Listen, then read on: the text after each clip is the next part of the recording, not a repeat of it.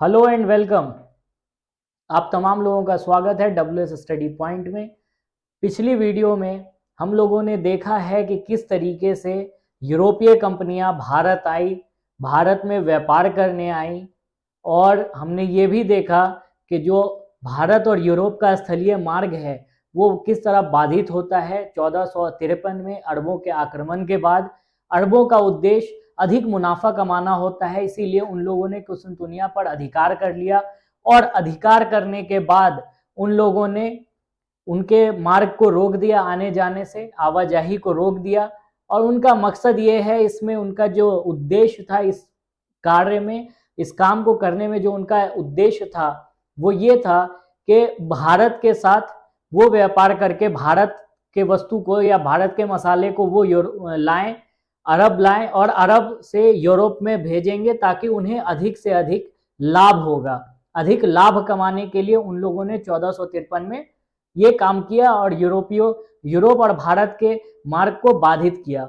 उसके बाद हम लोगों ने ये भी देखा कि किस तरीके से पुर्तगाली जो वास्को डी गामा भारत आए, भारत आने में किस तरीके से जो गुजराती व्यापारी अब्दुल मनीद ने आने में सहायता करी।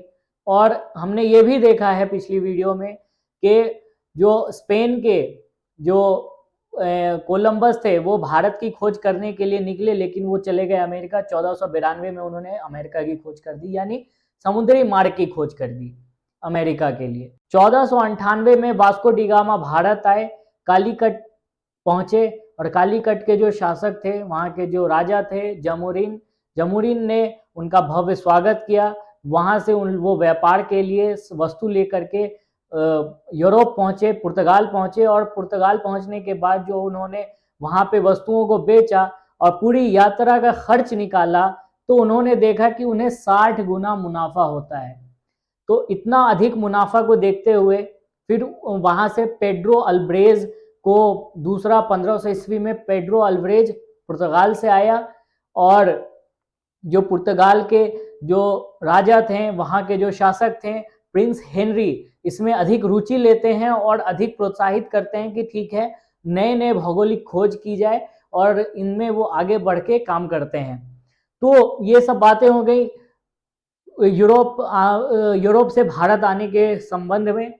तो हमने पिछली वीडियो में पुर्तगाल और डच के संबंध में देख लिया है।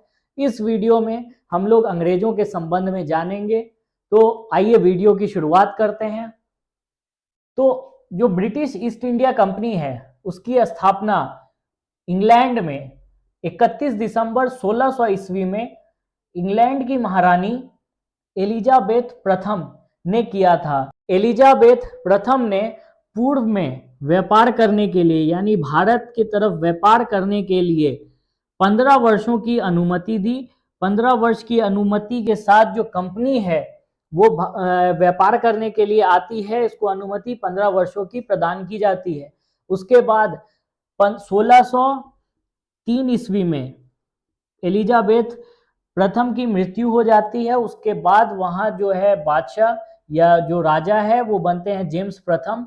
जेम्स प्रथम ने अपना दूत बना करके कैप्टन हॉकिंस को मुगल दरबार में भेजा, और उन्होंने अकबर के नाम का पत्र लेकर के भेजा था, क्योंकि उस समय में जब 1603 ईस्वी में मुगल शासक अकबर थे, क्योंकि मुगल शासक अकबर थे, इसीलिए इन्हीं के नाम का पत्र लेकर के कैप्टन हॉकिंस को मुगल दरबार में भेजा गया।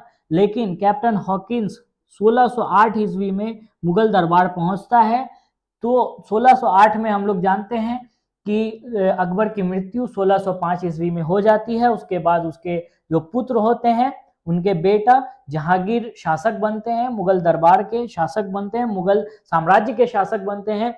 उसके बाद जब 1608 में ये आते हैं तो इन्हें कुछ खास उपलब्धि प्राप्त नहीं होती है, व्यापार में कुछ छूट नहीं मिलती है। उसके बाद ब्रिटेन से अंग्रेजों के द्वारा भेजे गए दूत सर थॉमस रो होते हैं। सर थॉमस रो को भारत भेजा गया 1615 ईस्वी में। 1615 में सर थॉमस रो को भेजा गया व्यापारिक हित में, व्यापार में किसी छूट के लिए ही भेजा गया था, लेकिन इनको भी कोई सफलता नहीं मिलती है। ये भारत में 1619 तक रुकते हैं, मुगल दरबार में रुकते हैं 1619 तक, लेकिन इन्हें भी कुछ सफलता नहीं मिलती है। लेकिन अंग्रेजों को जो एक सुनहरा अवसर के रूप में, यानी एक बेहतरीन मौका मिल जाता है, कब? 1632 ईस्वी में गोलकुंडा के शासक के द्वारा उन्हें सुनहरा फरमान मिलता है। इस फरमान में यह होता है कि गोलकुंडा में मुक्त व्यापार करने की छूट मिलती है। हालांकि इसके लिए वो कुछ वार्षिक कर चुकाते हैं, उन्हें कुछ वार्षिक कर देना होता है अंग्रेजों को।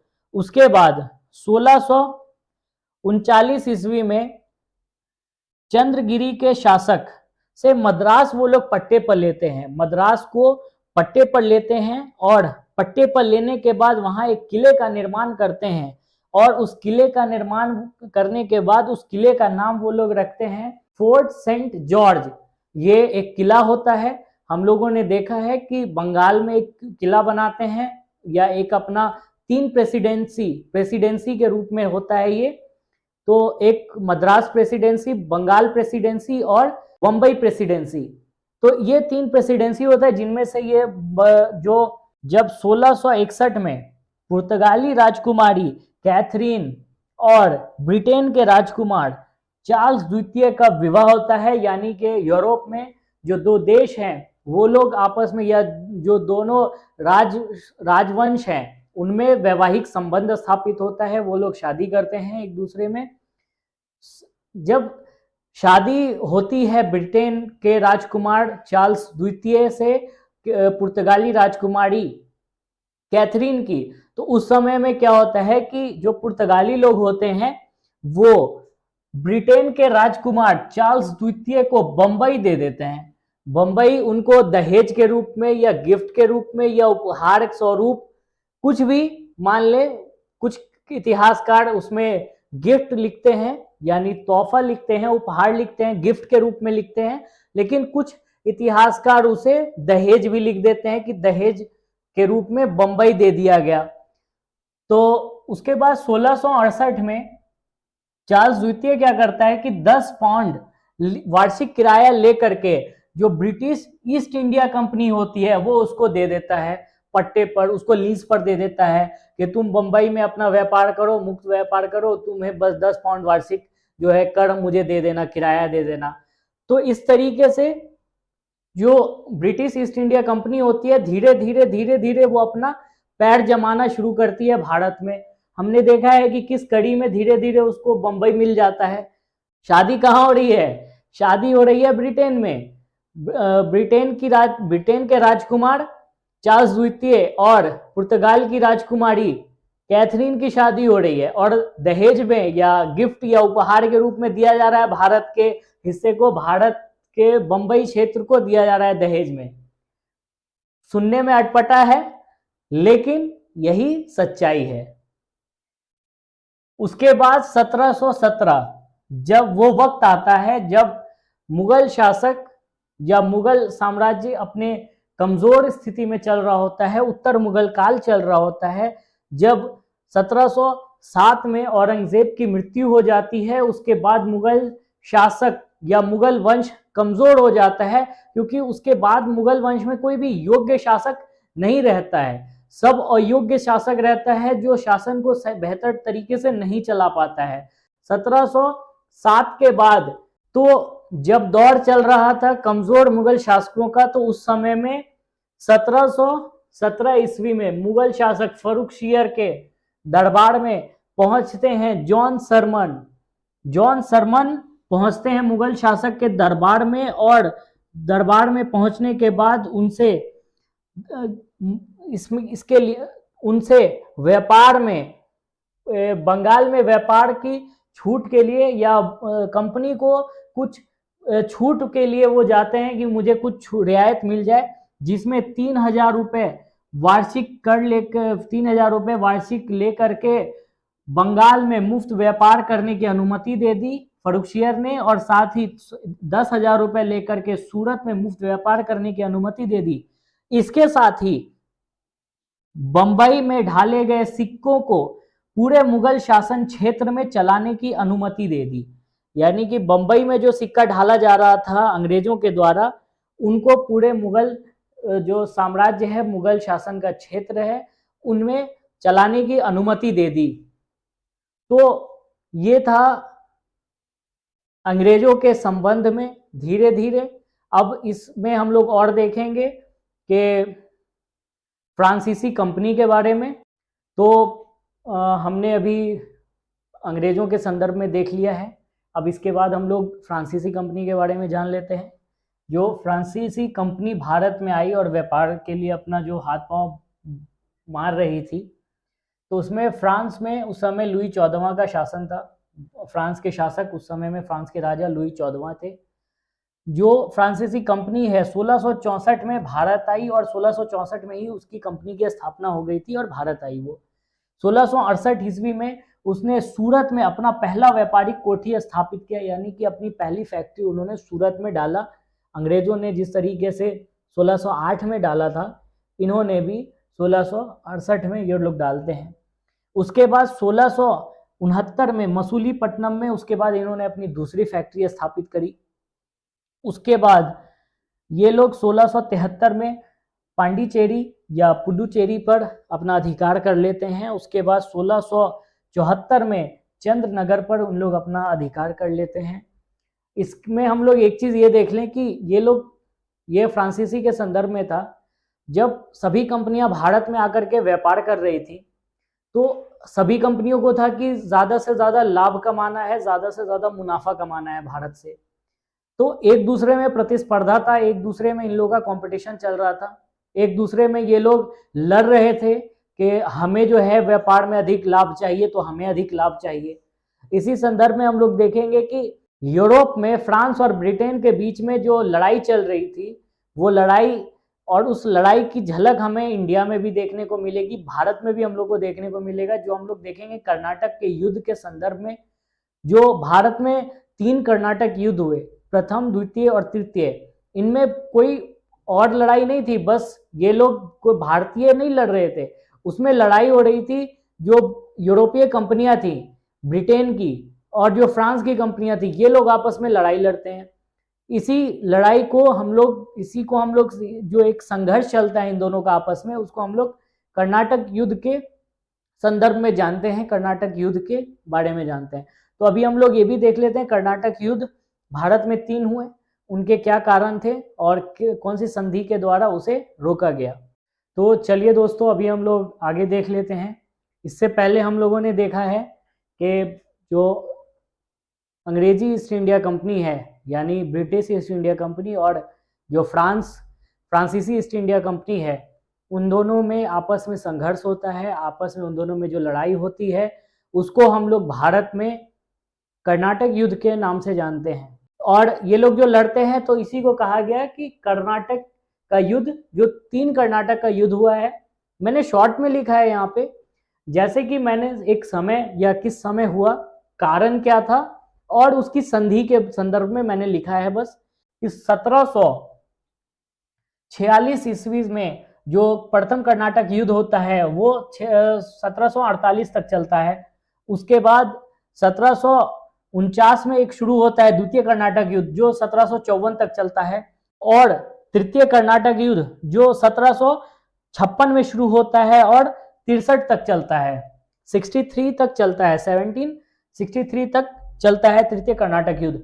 उसके बाद इनका जो कारण था, पहला कर्नाटक युद्ध का जो मेन कारण था वो था यूरोप में जो एक ऑस्ट्रिया देश है, उस देश में ऑस्ट्रिया में उत्तराधिकार को लेकर के युद्ध चल रहा था। यानी उत्तराधिकार, यानी कि अगला शासक कौन होगा, अगला राजा कौन बनेगा।